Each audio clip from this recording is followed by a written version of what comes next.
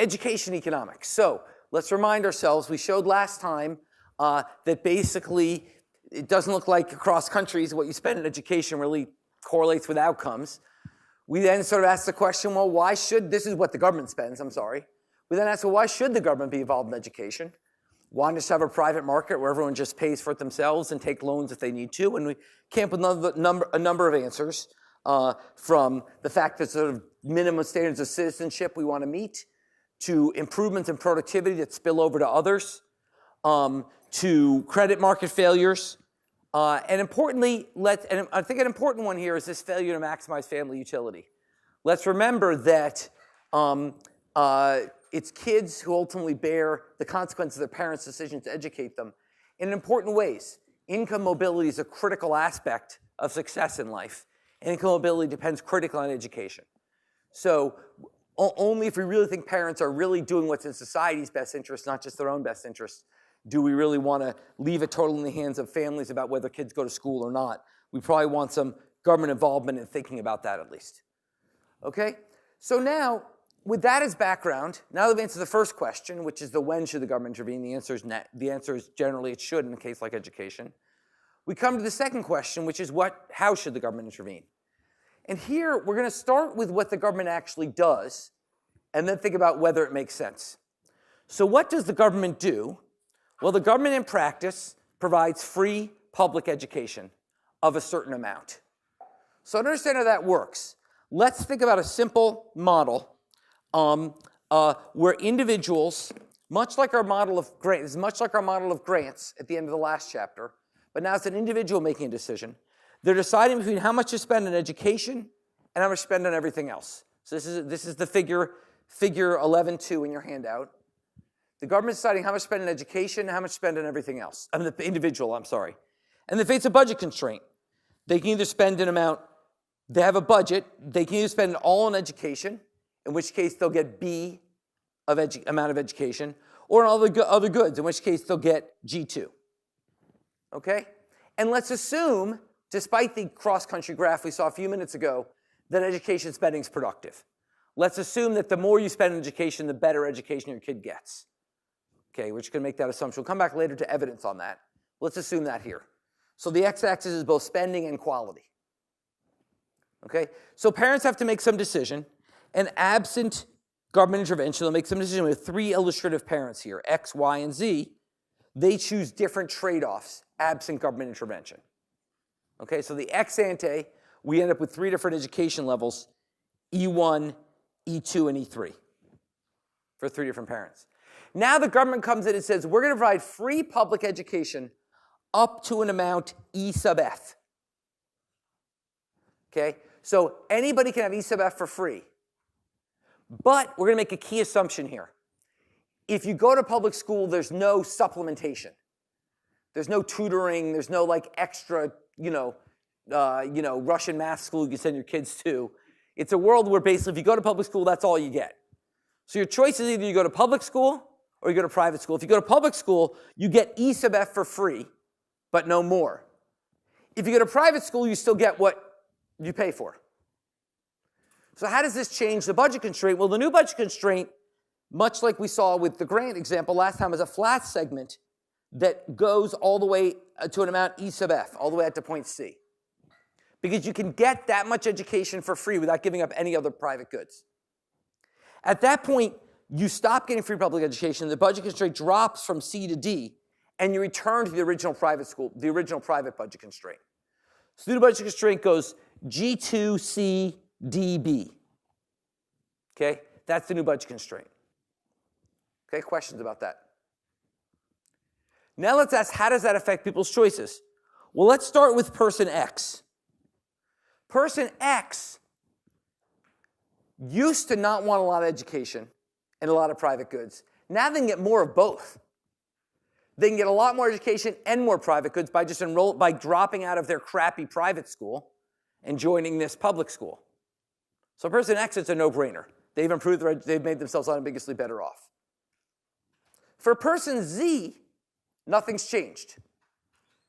The public schooling level is so much lower than their desired level of education that they're not interested. Person Y is the interesting case, and what is particularly notable about person Y? What's notable about person Y is that their indifference curve, that's tangent to the original private budget constraint, passes through the vertical segment from C to D. What does that mean? That means that graphically they are better off at point C than they are at their current choice. So they will move from their current choice of E sub 2 to E sub F. And how do we know that? You can just tell, you just prove geometrically that since their difference curve crossed that vertical segment, at point C they'll be in a higher indifference curve. In other words, person Y is willing to get less education to get a lot more other consumption. This is a case of more than 100% crowd out. Okay? This is a case where basically the government providing it doesn't just reduce private provision to zero, it produces private provision by more than the government actually provided. That is total educational attainment for person Y falls. So on net, what happens to society? Well, that depends on the proportions of people who are X, Y, and Z. If society is all like X, education unambiguously increases. If society is all like Z, education unambiguously doesn't change. But if it's like Y, education can actually fall. This is a key point made by Sam Peltzman in 1973. It's a famous model, another Chicago economist, showing that the government can make things worse.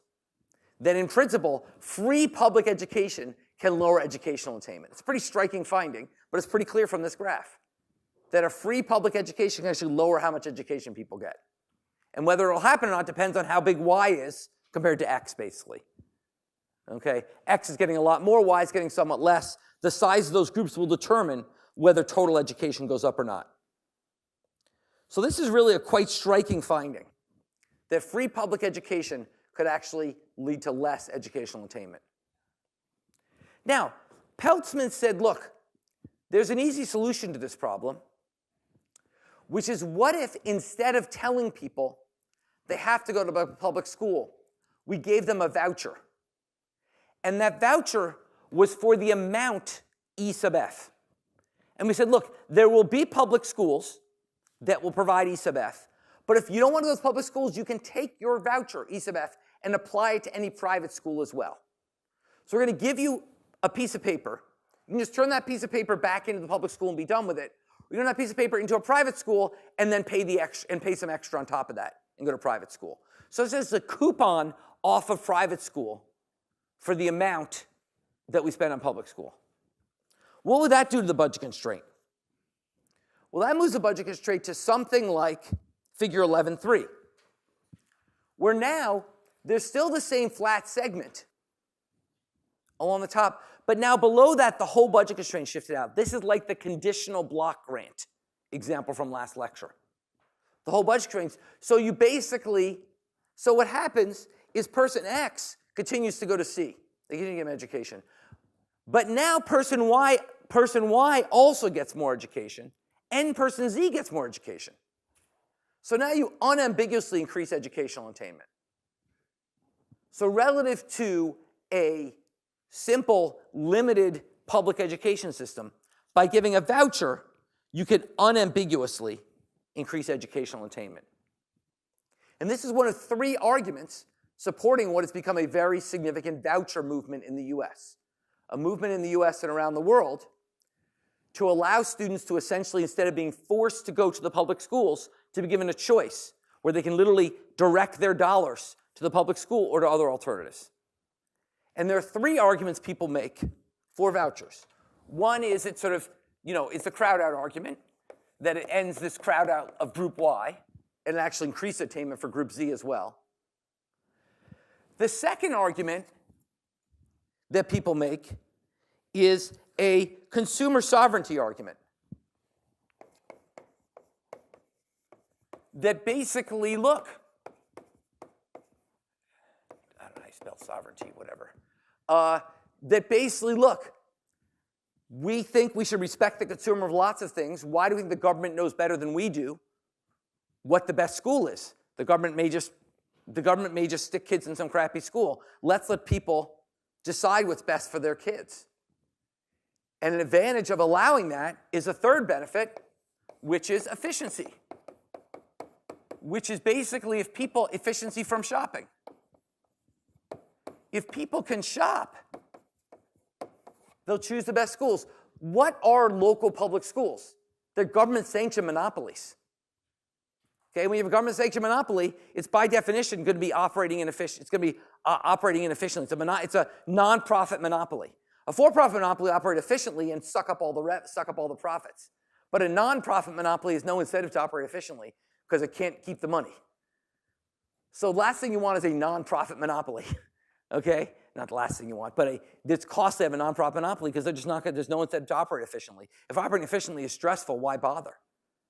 You get the kids no matter what. So that's the clear arguments for a voucher system. Okay? And that is why there's a very strong advocacy, typically on the conservative side of the aisle. But this is a little more bipartisan than some other things we'll talk about.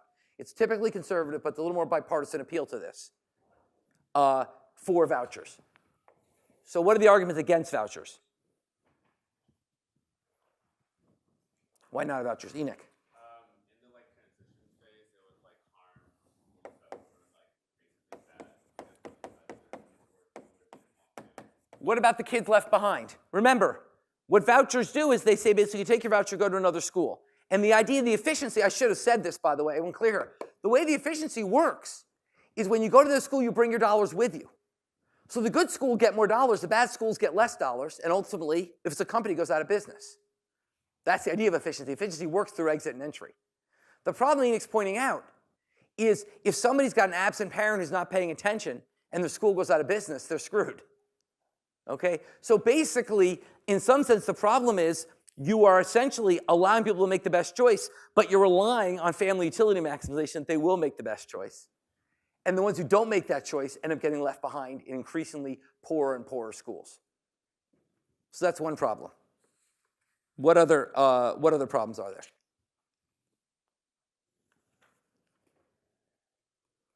Well, there's a related one to this one. Let's come to this. What's the other problem with this argument? What's wrong with this argument? Yeah. It's hard to shop. There's bad information. People don't do it well. So there's basically an imperfect market for schools. Both market imperfections and market power are going to make it that you won't get efficiency from shopping. Okay? So you may do better from shopping, but the notion it's going to be the first best is clearly wrong given imperfections in this market. So the second thing is market imperfections.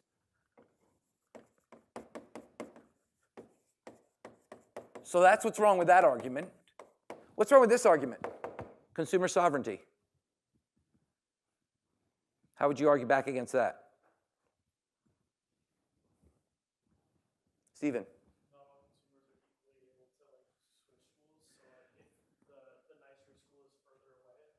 No, but that would be sort of a market imperfection or what gets left behind. But to relate to that, what else concerns you? Yeah. Yeah, how do we know the parents are going to choose a school that delivers a socially optimal outcome to their kids? I mean, right, if you're in Texas and you want to compete for the best resources, you offer the best football team. You don't offer the best math classes because basically the high schools with good football teams get all the rich parents and they get a lot of money. Okay? Is that what we want? We're in a market where high schools are chosen based on their football team, not their educational attainment. Okay? So basically, the problem is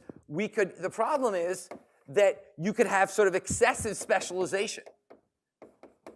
That basically parents say, look, I care about my kid spending the entire class learning that, evolution is real, evolution is fake, and when it's creationism is the truth. Do we want that? This is not just a vague idea. There was actually a massive expose of the worst schools in America by objective school tests, or certainly the worst schools in the state of New York by objective school tests, are a set of specialized Hasidic high schools. Hasidic's a sect of Judaism in New York City, which are set up as essentially religious schools masquerading as educational institutions. The students in those schools are uniformly on every single test the very worst students in New York State. Students who've been in those schools can't say they come out totally unprepared for it. They don't take math or reading or anything. They just learn religious studies. And so they come out unprepared to live in modern society. But these are private schools, and they are sanctioned by the state, and basically you have excessive specialization. Now, in principle, yeah, Stephen.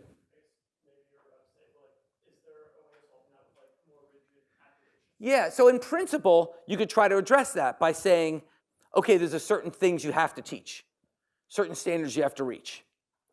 Okay, but in practice, in the limit, it might just end up being easier to run the school. I mean, in some sense, given how difficult it is to maintain those standards and monitor them, you got to at some point say, do you really want to just do that? And that's, in some sense, the whole privatization debate we got into chapter 7, which is it better to let a private company do it and try to monitor the quality in the product, or have the government do it itself? Okay, what else? What's another problem with vouchers? Yeah.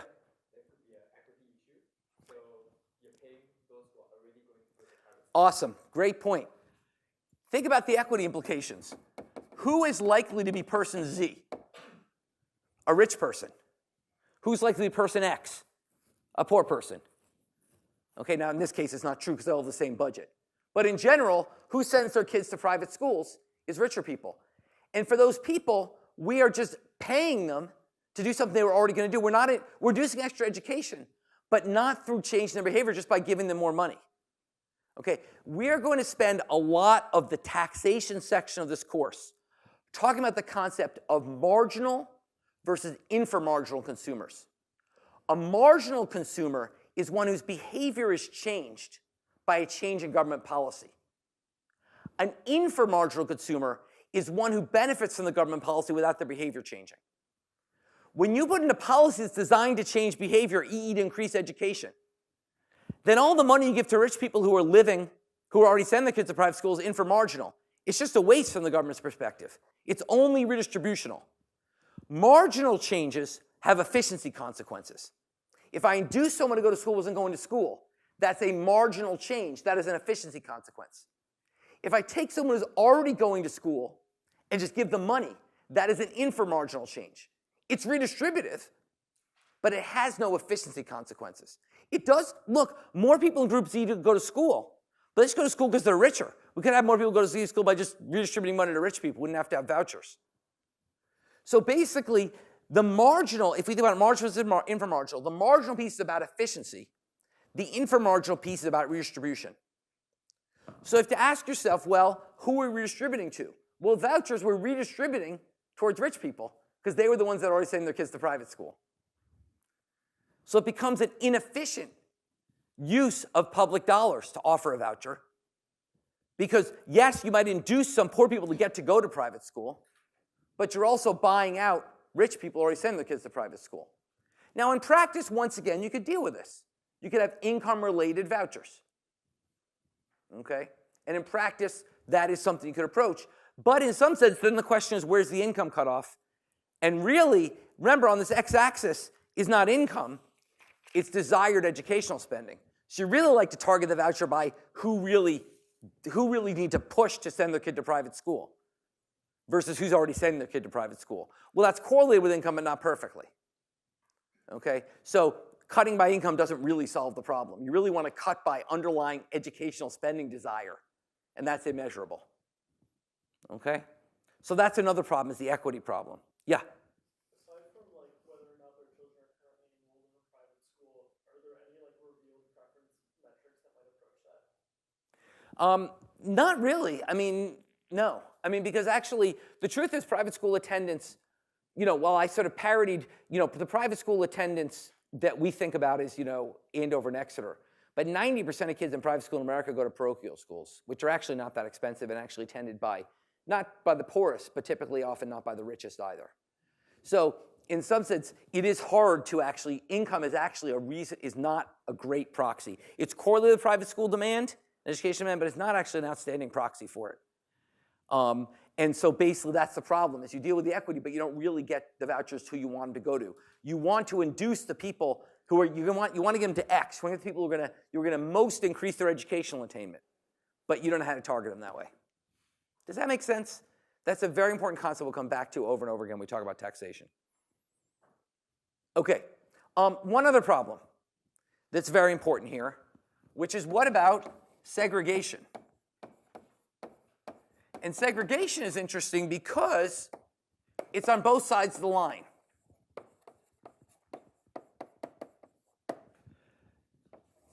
Voucher opponents say, look, what's going to happen? Well, all the motivated families who got their shit together will pull their kids. It's related to the first point. All the motivated families that have the shit together will pull their kids out of the public schools, put them in the private schools.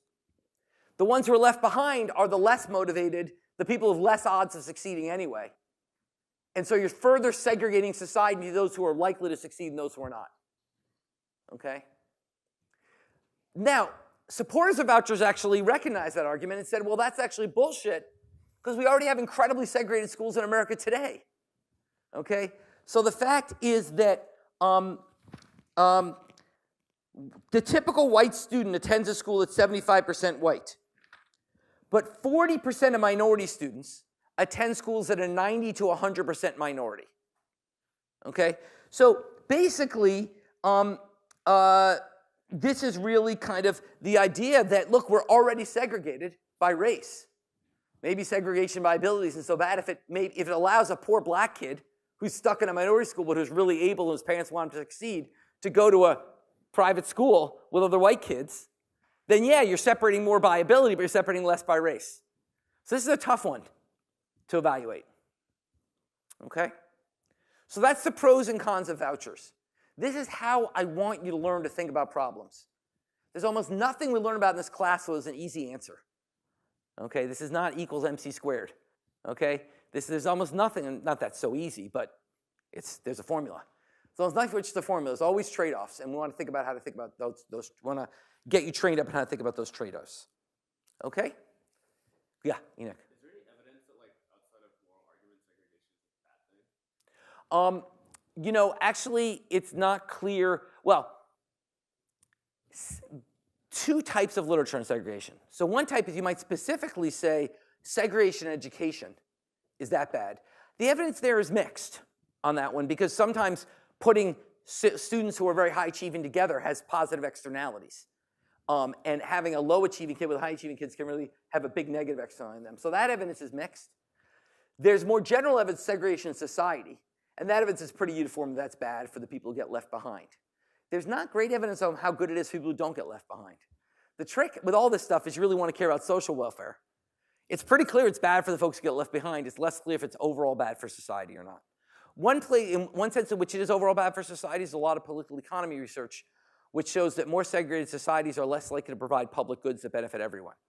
Because if you don't know the other folk, if you're not with the other folk, you don't want to help them out. So we talked about social capital and altruism. There's less social capital in more segregated societies. Other questions? Okay, now, when you're in a situation like this, what do? You call up the empirical economists. And you say, well, we don't know what's right or what's wrong, you tell us. So that's where the empirical economists come in. So we have a lot of evidence. There's been a huge literature built up on thinking about the effects of reform in education markets writ large. Now, we don't have a ton of US evidence on vouchers. We have a little evidence. The evidence we have actually comes from a very clever, generalized approach that we use in empirical economics these days, which is what's sort of called a waiting list design or a randomized lottery design, which is the way vouchers work when they're assigned is essentially too many kids want the voucher relative to how many vouchers are available. They'll limit them. To limit the fiscal cost to the government, they'll limit them. Too many kids want it. So what they'll do is they'll decide who gets them by lottery, to be fair. Once you decide who gets it by lottery, you've set up a randomized trial of the type we discussed in Chapter 3. So you have a lottery, and Paul wins and Valerie loses. Then you have two identical people, one of whom won and one of whom lost, by random chance. You can compare them and see what happens to them 5 years later. Was it good for them or bad for them? So this sort of randomized lottery design is essentially a way that society gives you a true randomized controlled trial without you having to set it up and run it yourself. And that method's been used in many ways to study voucher programs. I think the evidence in the US is positive but modest. Okay, I think the evidence in the US will be interpreted as positive but modest. The more compelling evidence comes from other countries where voucher programs are much, much larger. My colleague Josh Angers did a very important paper on Colombia, which covered a large share of the population. And he found very large positive effects on the lottery winners versus the lottery losers. Okay, so there is some evidence from other countries where the lotteries are quite large, where it's a more, and you know, the US voucher advocates would argue, well, you don't see big effects in the US because you can't get this effect when just a few people are getting vouchers. The only way to test vouchers is give them to a huge number of people, so you let the market react. We have what we call in economics partial equilibrium and general equilibrium, another term we'll talk about in taxation. Partial equilibrium is holding everything else constant, what happens. General equilibrium is what happens not holding other things constant. And voucher advocates would argue, well, if you give 100 guys vouchers and look at what happens, that doesn't tell you whether it's good from the bad for them because you don't get the market response. Yeah, question? From the global literature, is there any correlation that you're aware of from the size of the magnitude of the voucher compared to an individual's income? Yeah, I mean, I think they're not at that level yet. This is still just voucher, no voucher. Now, this does, however, raise a very interesting question, which is this: when you use this lottery study, you get the effect on the winners versus the losers, but you don't get the effect on society, right? Just like I was saying about segregation. What you care about is whether society as a whole is better off. So yeah, the winners may be better off, but are the losers worse off? And are the losers worse off in a way that offsets the gains to the winners? There's starting to be some literature on this. In particular, there's a reasonably sizable voucher program in Florida. And the evidence suggests, no, overall, the whole cohort's better off. We lost school choice, maybe because of the competition, however it works, maybe because of better sorting. Another word for segregation is sorting. And that could be good or bad. Whatever the reason, the evidence seems to be that overall the system improves. Okay? So with vouchers, the existing evidence seems to suggest there'd be improved educational outcomes, but at a cost of clearly lower equity and the other concerns that are raised. The question is, are there other alternatives that might do better? And we've tried a number of alternatives. One alternative is instead of having vouchers, have free choice, but only among public schools. That is, try to get this efficiency, these benefits, but use it to send incentives across public schools rather than subsidizing private entities. And that's been done a lot. And there's two forms of that. One form is cities like Chicago or Cambridge, where they let you go to any elementary school you want in the city or any high school you want in the city. So where my kids grew up in Lexington, you go to the local elementary school, and the middle school and the high school is all assigned to you. In these cities, you go to any one you want, and you apply, and you go to the best one you want, and once again, this waiting list so we can study what happens. And the answer is not a lot. Doesn't seem like letting people shuffle around like that makes that much difference.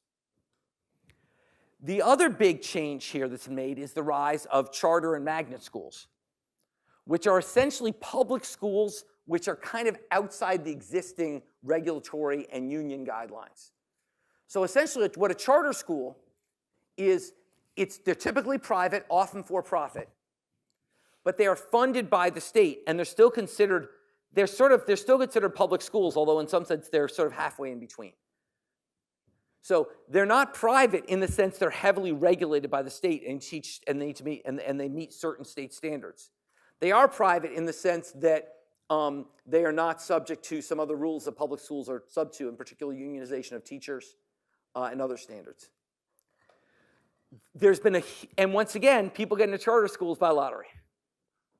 So a huge literature, and actually the world leaders on that are my colleagues Josh Angers and Parag Pathak at Blueprint Labs here at MIT. They've done dozens of studies looking at the effect, maybe not dozens, but many studies looking at the effect of charter schools. And I would say the evidence is once again on average positive. The evidence seems to be that charter schools benefit the kids who go there. And here's the exciting part. The benefits are the largest for the least advantaged kids. That's why it's sort of more exciting, the voucher literature. Okay, because without giving extra money to people who are already going to private school, you're not giving away, you're just taking people and shuffling them across schools, so no one's getting extra money here. But you're doing so in a way which actually improves equity because the charter schools are better for the more disadvantaged students. Why is that? Well, it seems to be, the evidence once again is not determinate, but it seems to be there's a set of things that correlate with success in school.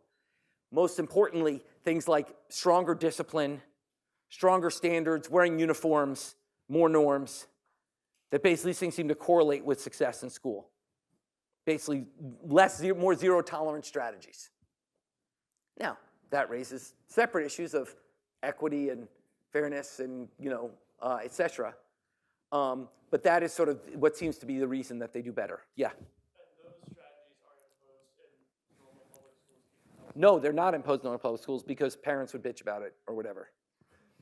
But it's not like a legal, It could be legal. The school could be worried about getting sued, et cetera. It's a good question. I don't know why. But some public schools are moving towards that. But it's really kind of the charter schools have been the lead on that. Yeah? That's a great point. The other thing that charter schools have done is they have moved towards more innovative ways of hiring and recognizing teacher quality. So once again, because they're free, they're more flexible. There's no unionization. They're more flexible in terms of hire and fire. They'll do things like hiring people who are not trained as teachers, but have shown great aptitude for that set of skills and give them a shot as a teacher. Okay, so there's more flexibility and more effort to try to find people who be better in teaching rather than people who just traditionally been in teaching. So that's another way. That's a good point. It's another thing they're doing. Okay, so this has been successful. Now, once again, here's a critical thing. Big lessons today. Another big lesson for today. We always have to think about two views of evidence. There's data and anecdote. There are also plenty of shitty charter schools. Okay, if you're John Oliver fans, he's the king of the anecdote. Okay, if you saw the John Oliver piece on charter schools, you think they're the worst thing that ever happened. It's because there are some bad ones. Okay, that's not the way we as social welfare maximizers should think about the problem. Okay, I think he's a hilarious guy, but I've gotten kind of sick of him. Because basically, he's not thinking about the way social welfare maximizers should be. In aggregate, is this a good thing or not? Now, there may be things you can do to bring up the bottom. The lessons, those anecdotes, maybe here's some regulations we need. But you can't take those anecdotes of some bad charter schools and say we shouldn't have charter schools. Okay? Basically what that says is we need to change the regulations around them. But we deal in data. Okay? And so, for example, my colleagues have shown that the charter school program in Louisiana was not successful. Here's a particular charter school program that didn't work. It didn't work because it was badly run, et cetera. So they're not always good, but the bulk of the evidence seems to be positive. Okay? So that's the second thing we've done. So we've done two things to try to sort of fall short of vouchers but go in that direction, which is public school choice doesn't seem to really matter. Allowing students these sort of quasi-public alternatives does seem to be a good thing. Okay? Finally, the last thing we've done is we've massively increased the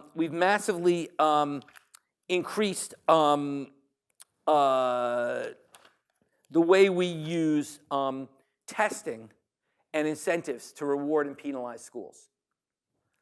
So remember I said that the way schools are financed is, 45%, probably like 47% state, 47% town, like 5% federal. Okay? Well, the federal government, starting with George Bush and the No Child Left Behind Act, and then subsequent administrations as well, has started to put more of a thumb on the scale, but the way they've done it is they said we're going to reward schools based on their performance. So there's been a massive increase in the amount of standardized testing. You guys who went to public school took a lot more standardized tests than I did.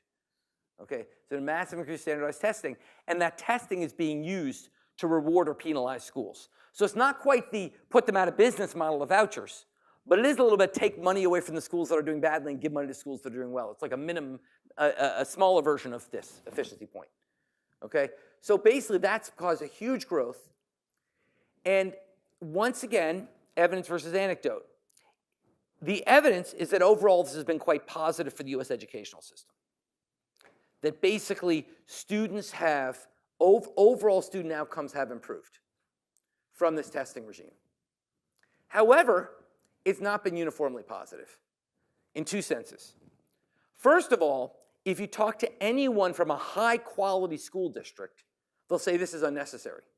Well, sure, it's unnecessary. They're a high-quality school district. Okay? That's why it's the disadvantaged kids that benefit from charter schools. This has really been a change that's been mostly about bringing the bottom up. It's not really helping the top. They were already providing good schools. It's just a pain in their ass. So ideal system, you'd sort of figure it was a good school, not put them in the system, but you can't. Okay? So that's kind of that's one complaint. The other problem is it's actually led, there's a whole literature on sort of funky ways people have tried to get around these tests. Okay? For example, schools, I don't know how many of you guys, I hate to say this because I'm going to hate the answer. How many of you guys have watched The Simpsons more than 10 times? Fuck. People, this is the most important show in the history of television. Okay? This is where you should get your life lessons, your humor is from The Simpsons. Okay? And The Simpsons is a great episode, which actually mirrors reality, where it's test day at the school, and they take a certain set of kids, like Bart, and say, hey, there's a field trip. And sure enough, they just want to take them out of the school so they don't take the test to make the school look bad. Sure enough, that actually happens. Schools would raise the rate at which they kick kids out for disciplinary problems on testing day. So the kids who are troublemakers do badly in the test wouldn't be there and wouldn't take the test. Okay, this is an even better example. My favorite paper's on this. Schools would actually manipulate school menus to sugar up the kids right before tests. They looked at school menus, and literally the days that certain grades had tests, their school lunches had more carbs and sugars in them. Okay? So now those are cool studies. I love them. They don't mean testing's a bad thing to do. They just mean that everything comes with, there's a trade-off to everything. So there's been these fun reactions, but the bottom line is, where does this leave us? You know, when I look at this whole thing, where does it leave me? Well, I guess the way I like to think about it is the following. Imagine that over on this extreme, we have no school choice. And over in this extreme, we have sort of pure Chicago dream vouchers. Okay, US education has been here. It's moving a bit to like here. All the evidence suggests that's been positive, which suggests continued movement in this direction. Okay, should we go all the way here? That's a pretty extreme outcome, and I think we need more evidence to see that. But certainly the existing evidence says we should be moving towards more school choice along the way, would be my read of the evidence. Yeah?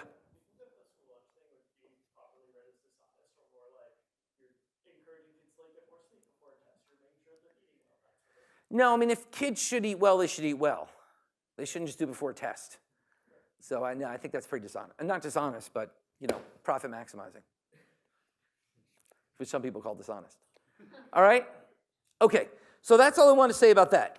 Let me go to the second topic of the lecture, which is the field that we call returns to education, which is a field of studying, okay, we know we want government involved in education, but government involved in education can mean lots of things. In particular, how much should the government spend on education? And that's going to depend on what is the rate of return to that investment. Remember, government is always doing cost-benefit analysis. If the rate of return to education exceeds the rate at which the government has to spend to borrow the money, it should make the investment. If it doesn't, it shouldn't. So the rate of return to education is a critical parameter if thinking about optimal government involvement. Now, the typical estimate, this is very rough, the typical estimate is that another year of education raises your earnings by 7%. That for every year of education, you get a raise by 7%. Now, it's not linear, and obviously your MIT education is different than the year of other education, but that's kind of a number to have in mind. That would suggest a fairly high rate of return to education. A 7% boost in lifetime earnings is pretty large compared to the cost of hiring another teacher. However, we have a problem, which is it's not clear how to interpret that result. There's two interpretations. One interpretation, which is called the human capital view, is that people are like machines, and just like as we spend more in a machine, we get more capital. If we spend more educating people, we get more human capital. That the more we spend in your education, the more you know, the smarter you are, the more productive you are. The more you're producing valuable things for society. In other words, we are raising your marginal product of labor. So there's a 7% rise in not just your wage, but your marginal product of labor. That's why your wage is going up. That your marginal product of labor is actually your value marginal product of labor. It's the value of what you produce. And that's why you get paid more. That'd be the human capital view. But the evidence that people who are more educated are paid more is absolutely consistent with another story, which is the screening story. Let's say that the way all educational systems worked is they consisted of memorizing baseball statistics. And let us posit that memorizing baseball statistics is totally irrelevant to producing what you're all going to produce in your jobs. It isn't, but let's imagine it is. And furthermore, let's say that how far you get in education is determined by how good you are at memorizing baseball statistics. You will find that the people who get the most education earn the most. Why? Because the smartest people are the best at memorizing baseball statistics. So they go on the most, and they earn the most. But you didn't actually learn anything in school. School just separated people who are good at memorizing baseball statistics for those who aren't. So you didn't raise your marginal product of labor. It didn't make you any better at making computers. It just was a way of screening out who was smart and who wasn't. The problem is that would also show that those with higher education would earn more. Why? Because what you're doing is you're actually, if we go back to chapter 3 terms, there's an omitted bias in our regressions, which is we regress education on years of, earnings on years of education. There's an omitted variable called ability. And ability is correlated with both what you earn and how many years of education you get. So we have a non-comparable, the treatment group that got more education is not comparable to the control group that got less education. As a result, you can't just compare them and say education improved your human capital. Yeah? The screening effect is really positive if it's a more efficient way of helping people navigate their way through the labor market to jobs where they're actually like... You know, it could be, screening could be valuable. The point is, it's not clear that you want to spend 35% of the entire state and local government budget in the US in helping people navigate which job is best for them. Okay? We could probably have a lot more efficient system. Okay, so in other words, the other name for screening is called Harvard Business School. Okay? Okay, you don't learn anything, but they basically, people who go to Harvard Business School are the cream of the crop. They get in, they have a great way of finding the best people. Now, it's not true that it's not productive. It's productive mostly making connections. I'm being extreme, obviously. But the point is that basically these are two different views. How do you distinguish them? Well, you distinguish them using the tools of chapter 3 to develop experimental or quasi-experimental methods to look at what happens when you randomly give someone more education. And there's a massive literature replete with incredibly clever approaches. So one approach, my Nobel Prize winning colleague Esther Duflo, in her thesis, she looked at what happened when the government of Indonesia randomly built a bunch more schools in one place than another. The two places were identical. One got more schools, one didn't. She found it years later, the place that got more schools, that kids were earning a lot more. That's evidence it was a human capital improvement. Another great study is by Adriana Yaros-Muni out at UCLA. In the early 1900s in the US, kids didn't have to go to school. And then they put in minimum school leaving ages. But these ages varied by state. So compare two 17-year-olds. One who's in a state where you have to go to school till you're 17, and one state where you can leave when you're 16. Well, the only difference between them is one was forced to stay in school one more year. Do they earn more later in life? The answer is yes. So there's a lot of evidence for the human capital story. There is some evidence for the screening story. Okay? So basically, there was this great study in Sweden where they found that teachers discretionarily were moving students from not passing to passing. And they could look at teachers who were using their discretion to move students and those who weren't. Now, it was the same score. Let me be clear, back up. You had two students, same score on the test. One's with a teacher that's kind of a soft heart, and she'd pass a lot more students. The other teacher that was a hard ass and wouldn't pass the students. Those students had the same human capital, but the ones who passed earned a lot more. So that suggests, well, there is some screening function here too. Okay, so both are operating, but primarily it's human capital. There is a real return to more education. Okay, there is a real return to more education. Now, let me stop there. Does the fact that there is a high rate of return to education mean the government should invest in it? Why not necessarily? Let's say that it's true that every year of education makes your earnings 7% higher.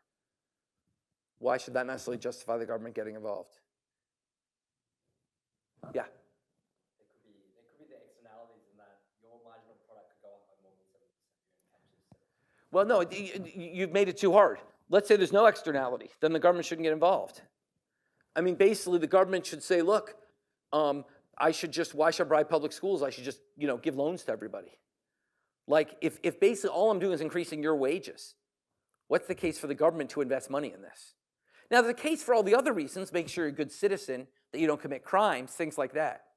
But basically, literally all education is doing. So once again, let's imagine education through ninth grade is making you a good citizen, makes you don't do crime. But let's imagine all the stuff in high school beyond, it's just about increasing your wages. Then the government shouldn't be doing it. The government should make it easier for you to do it, address the credit market failures, address the parental failures. But the government, unless there's an externality, an effect on others, the government shouldn't be doing it. So the question is, are there externalities for education? And the answer is, there's been a huge literature which has shown yes. Education leads to less crime. Education leads to better health for you and your children. Education leads to more informed voting and higher voter participation. There's a lot of studies which show that education matters, not just, it raises wages, and also education has productivity spillovers. That if you're around more educated people, you yourself earn more. So there's clearly massive positive externalities for education. So the return is positive, not just privately for the individuals, but publicly for society too. Okay? Now, that says we should invest in education. But the question then is, do we invest in that by just letting people go to school more, or should we actually care about the quality of those schools? How should we measure whether better schools actually lead to better student outcomes, as opposed to just getting educated? We've just said getting educated leads to better outcome. People who go to school commit less crimes. People who go to school are healthier. People who go to school earn more. But there's going to school and there's going to school. Okay? There's a rich private school and a crappy public school. We've just said going to school. What about the quality dimension? How much does that matter? Okay, and here, once again, there's been an enormous body of work looking at this, looking at things like teacher salaries and class size. One of the most interesting literature has been on class size, where basically, this is in some sense a little bit of a weakness of my field, I think, if I can be honest. For years, there was this view, well, we don't have good evidence that smaller class size matters, so we shouldn't care about it. But if you ask those same people, do you want your kids in a big class or a small class? They'd say a small class. We knew it mattered. We just hadn't come up with a convincing way to get at it. Okay? It's not like we didn't think it mattered. We knew it mattered. We just hadn't come up with a convincing way to get at it. But we have.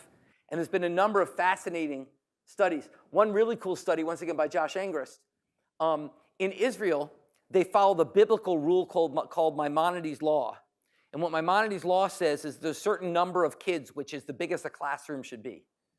Okay? And when your cohort size exceeds that number by 1, they split you into 2 classes.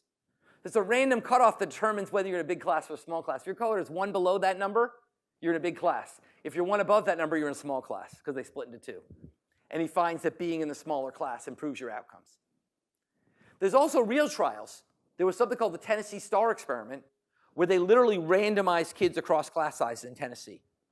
And they found the kids who were in smaller classes did better, and not only in the short run, but actually in the long run. They followed those kids up and looked at their earnings later in life, and they earned more. So really powerful. Here's a fascinating fact, though. California, in 1996, passed a law mandating a maximum class size, which should be justified based on this evidence. So they basically said the class size had to be reduced to 20 students a year, no more than 20 students a year for grades K to 3. It cost the state $1 billion to do this. And studies of it found that it did not improve student outcomes. Now, this is very strange, but it's a perfect example of partial equilibrium versus general equilibrium economics. Holding all else constant, a smaller class is good for you. But now let's say the state of California, you're a city in California. You've just been told you have to overnight or very rapidly reduce your class sizes. What do? You hire crappy teachers. You put the first and second grade together so you can sort of split them more equally, which has actually been shown to be bad educationally to mixed grades. You do a bunch of stuff to meet this mandate, which is reducing class size through other actions which are not productive for education. So this is a fascinating example of when we think about government policy change, we have to think about all the reactions to them. And while the evidence smaller classes are better, simply mandating California to smaller classes without putting the resources in to make it feasible led to actually a not improvement in outcomes. Yeah?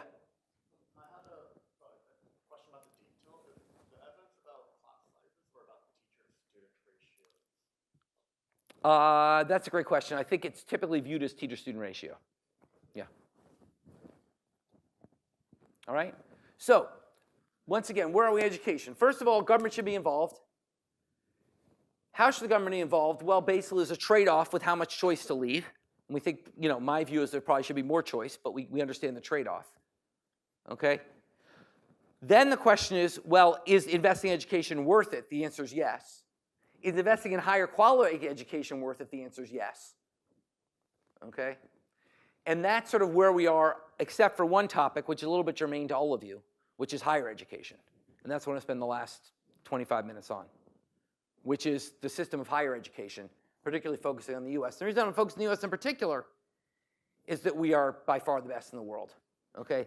The US, every year, 1.2 million foreign students a year spend more than $39 billion to enroll in American colleges.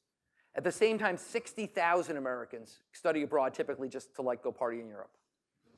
Okay? So basically, the market has spoken, and we have by far the world's best higher education system.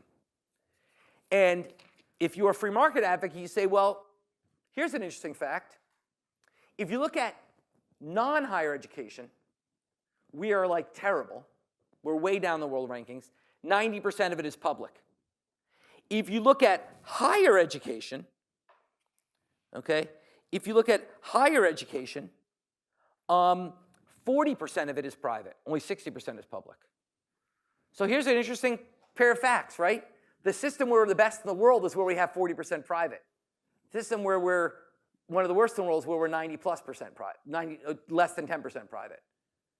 So that suggests that, gee, maybe competition and private incentives, maybe there's something to it. Now, what more to say about that, it's just an interesting observation. That's not obviously the reason we're best in the world of higher education, but it is an interesting observation that where we have more private, more private sector involvement, we're doing better, at least relative to the rest of the world. Now, what is the government's role in higher education? Now, once again, here, we have to go back to the first question. It's not as obvious the government should be involved. I mean, all our citizenship stuff should have been taken care of. Our crime stuff should have been taken care of, et cetera.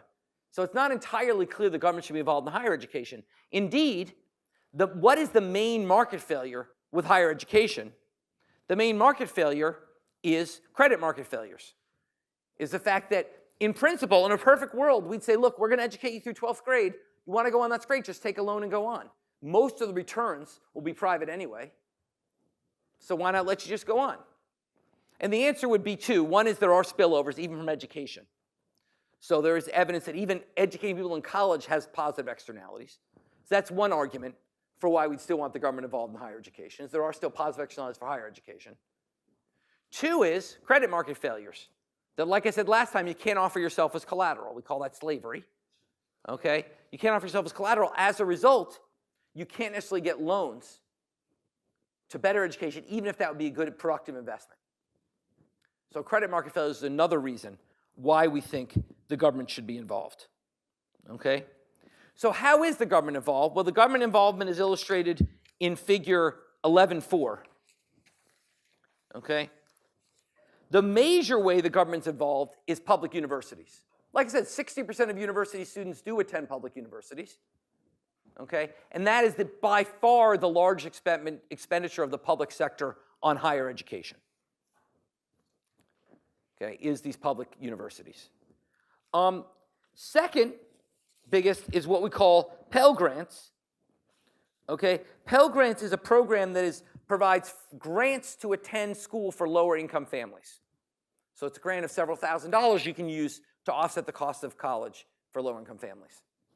We spend $28 billion a year on that. The third and the smallest is student loans. Student loans are interesting. We used to have a system where we had two sources of loans. Direct student loans, which were borrowing from the government, which is what all of you do now if you have loans. It's the only program available. We also have something called the Guaranteed Student Loan Program, the GSL program, where basically the government subsidized private banks to loan you money. Fascinating story. I'll divert for a second and talk about this. Because once again, it comes to the privatization issue. Okay?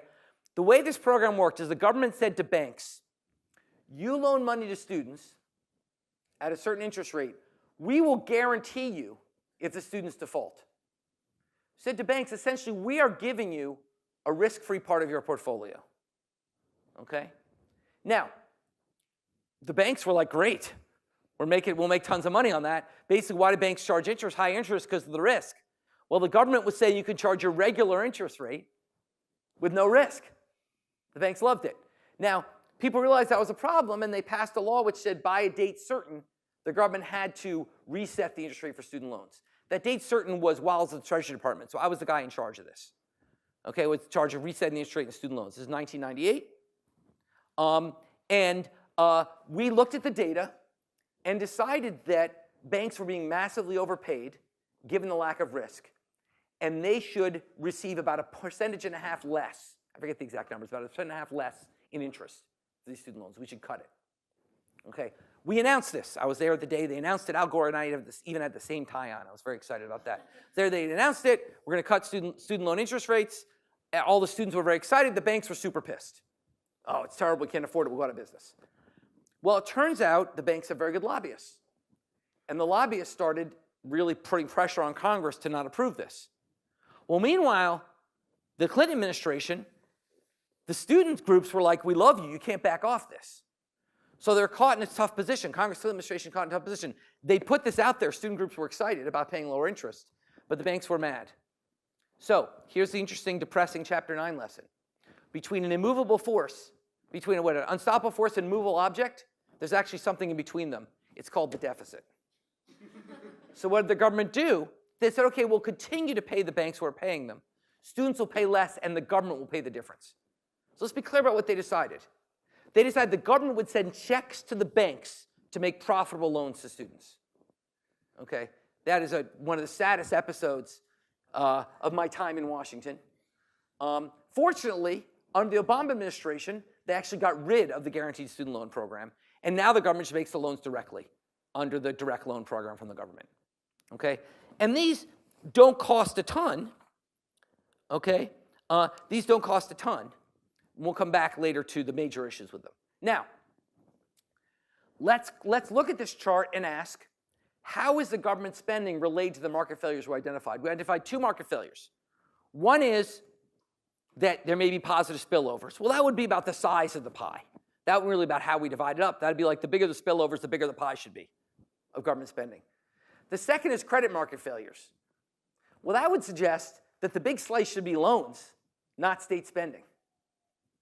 So in fact, this, just like we talked about Thibault and talked about how the way federal and local spending sort of lines up with the model, this doesn't line up with the model. Okay, the model would say we should be making big loans, not just spending tons of money to provide this education for free. Okay, so what is the justification? Well, it's hard, to be honest.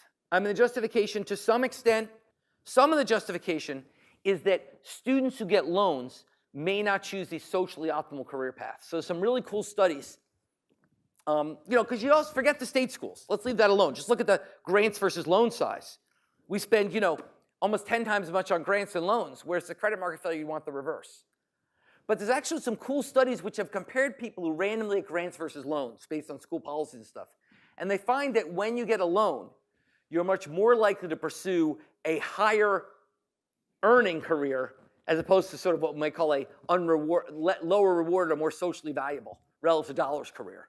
So for instance, at law school, in NYU Law School, they changed from grants to loans or vice versa, and students stopped going to public interest law and started going to corporate law. Okay? Now, I don't want to diss the corporate lawyers. There's social value there. I'm just saying that those things do affect choice. So that's one argument. That still isn't really a terrific argument for why we spend so much on state and local colleges, and that is an open and interesting question. Okay, the return to college is still high. So there's been nice randomized studies. There's a really cool randomized study recently, super cool study. What the guy did, I saw it this summer, is basically what he did is he said, there's all these colleges in Texas, and he could look at the data, and each have somewhat different rules about the score you need to get accepted, your GPA cutoff. And you can actually see the GPA cutoff in the data.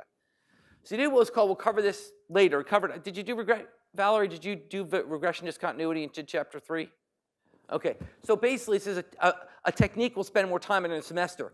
But essentially the idea is the following. Let's say you have some score distribution, okay? You have some score distribution. And there's some random cutoff put in here. Well, these people are really different than these people. But these people aren't so different from those people. So if you know there's a random cutoff, it's called a discontinuity. You can compare people right around that cutoff who are pretty likely identical, but one got in and one didn't. So it's like the lottery, but it doesn't come from a randomized lottery. It comes from a cutoff and comparing people right around that. Now, it's not as good as the lottery. You can say, well, these people are different. They're not identical. And we have methods to try to see how identical they are, and there's lots of statistical tests you can do. But in principle, if you get arbitrarily close to this cutoff, it is random. Literally, if you have 1 million people who score 3.49 and 1 million people who score 3.51, and the cutoff's 3.5, those are pretty much the same people, and you can compare them. And what this guy did is he found that this line moved for different schools around Texas. So all these little tests he could do. At every school, he could do a little test. And what he found doing that was there was a very high rate of return to public education in Texas. So that does mean, that just says the size of the circle, maybe if anything too small. It still doesn't say why it should be public schools and not more loans to private schools. Now, the answer to that, to come to that, we turn to the last big topic I want to cover, which is student loans. And why don't we just all do student loans? And here we have the big issue of student loan debt.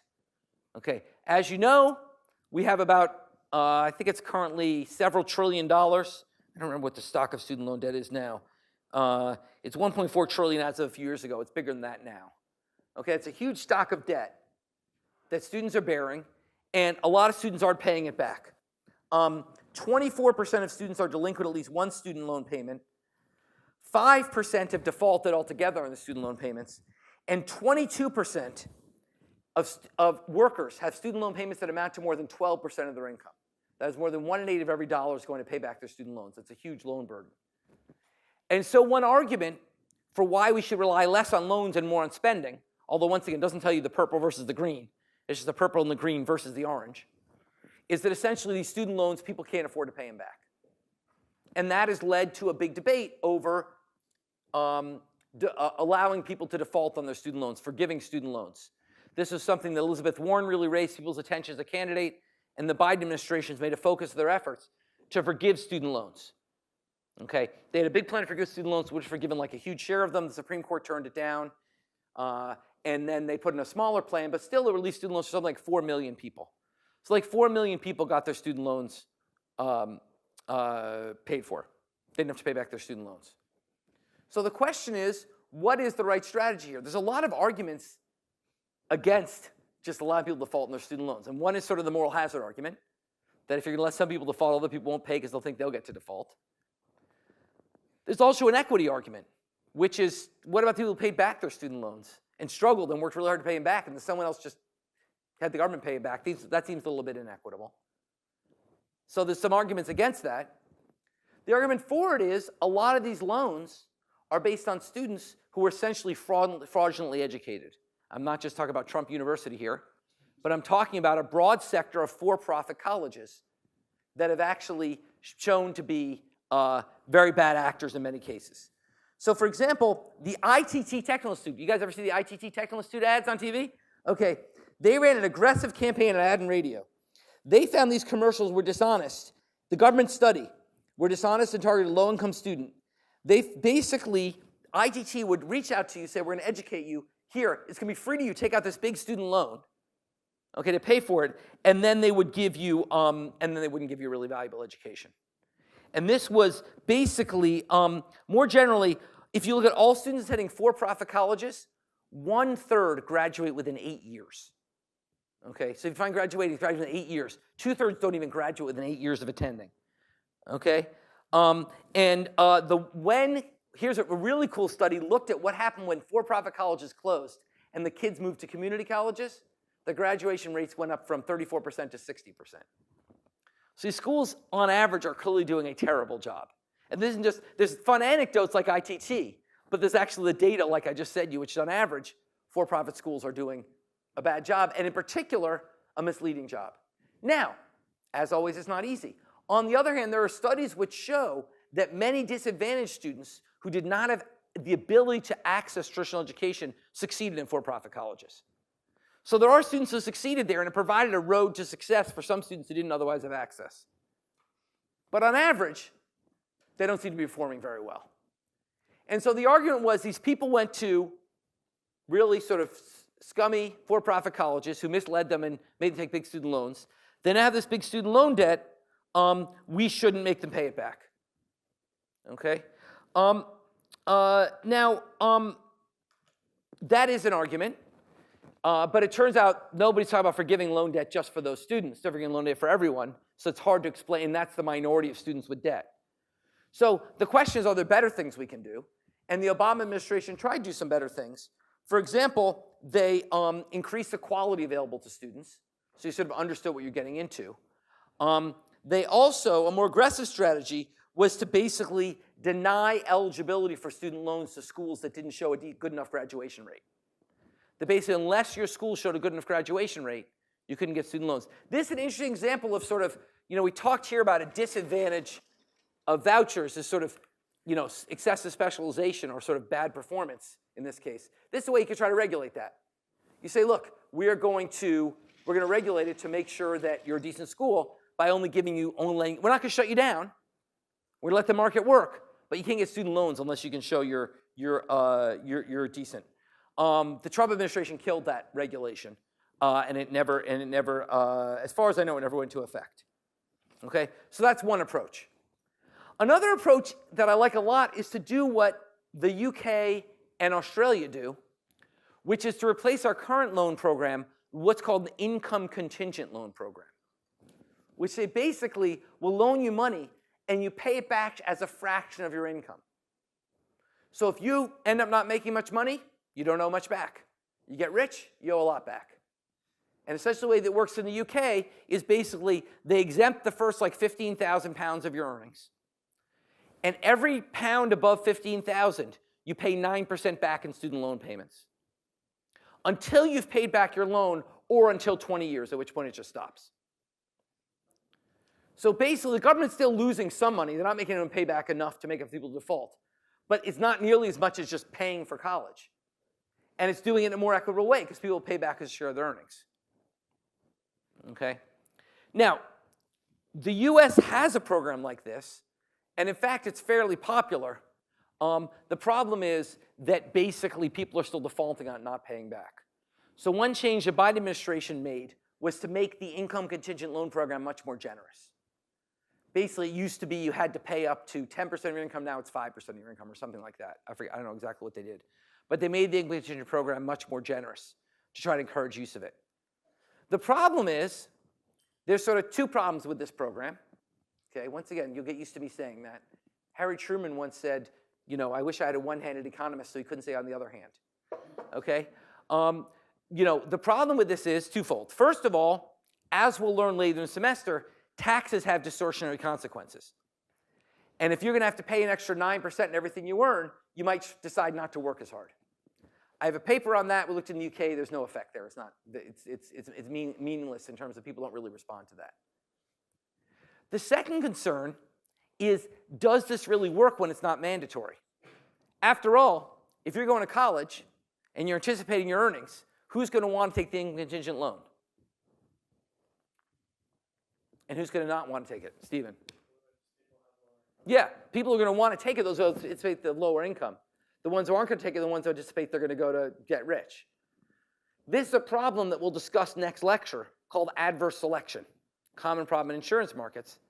That basically the problem is that if only the people who know they're going to have lower income take it, you'll lose a lot of money on the program.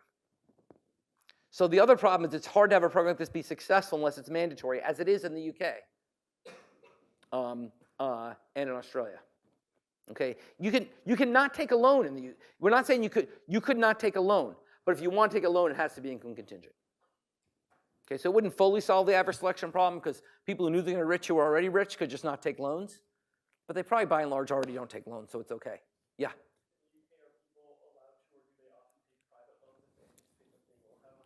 No, you cannot take a loan to pay back your college unless it's from this program.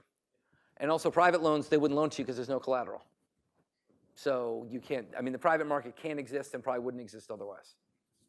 Okay? Other questions about that? Yeah, Enoch. You mentioned like useless like colleges and like basically giving you like useless education. Is there anything about like useless degrees or like degree paths that? You know, it's a fantastic question. So in some Scandinavian countries where they had a certain number of slots in higher education, they would actually change the number of slots to reflect where they felt people should be educated, more STEM slots, fewer English slots. I mean, I'm preaching to the choir here, okay? But like basically, that is a really deep and hard question, which is fundamentally, what is the nature of the education being delivered?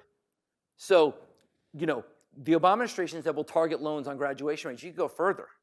You could target loans on who's ending up in a successful career. The problem is you have to define success. And in some sense, the problem with the English system is it has the opposite incentive. If you really think there's a lot of sort of education that's useless, people want, you know, education leading to useless jobs, then you want to do that. It's sort of, once again, do we think wages reflect social marginal value product or private marginal value product? If we think wages reflect social value marginal product, then we should basically reward education leads to the highest wages. If we think wages reflect private value marginal product, but that there's externalities that are aside from wages, we shouldn't necessarily target it. So that's a really interesting and hard question. Other questions? Okay, there's a cool study which tried to decide, is going to MIT worth it? Is going to better schools worth it compared to going to worse schools? How would you test that? I mean, obviously, you're different than kids that go to different schools. How would you test? How would you set that up? Let's say you want to test, is going to school A better than going to school B? Yeah? Can you take a look at a sample of people that have been accepted to MIT? There you go. There you have one of the most famous education studies, the Dale Kruger study. What they did is they did exactly that. They found a bunch of people accepted to multiple schools and asked if you went to the better school you were accepted to, did you end up doing better? And the answer was actually remarkably little. That a lot of it's screening. That the answer is the students who are good did pretty well wherever they went. So, and indeed, there's a really cool study done by Ross Shade at Harvard where what they did is they got data on parental income and subsequent children income and ranked schools by their income mobility. That is, how much did schools improve your rank in the income distribution? And the answer is, I don't remember how MIT did, but the answer is the best schools are schools like CCNY in New York, the City College of New York, which takes a lot of disadvantaged kids, gives them a really good education, and promotes them up the income distribution. Of the major universities, Berkeley was the best. I don't remember who did badly, but I'm sure MIT didn't do that well. I don't know how well we did. We probably did better than a lot of like the Ivies, because once again, we're training in high-wage professions. So anyway, this is bottom line higher education. Fascinating topic, lots of work to be done, very relevant to all of your lives right now. The bottom line is, A, the government should clearly be in it. There's positive externalities. How much is still unclear. B, it's really unclear why we spend our money the way we do, as opposed to more loans. But C, if we rely more on loans, we need to think about the structure of who gets those loans and how they're paid back. Okay? Any other questions on that? Yeah, Enoch. Why don't we, like, I know a couple years back the idea of like free college. Free college is another idea. Once again, I mean, first of all, the main reason to be unbelievably expensive. Second of all, comes to your earlier question, which is not obvious college is the right thing for everyone. There's a big debate right now about whether people are wasting their money in college, getting needlessly in debt to something that isn't actually making them do any better than not going to college at all. So I think that's an interesting debate to be had. All right, let's stop there.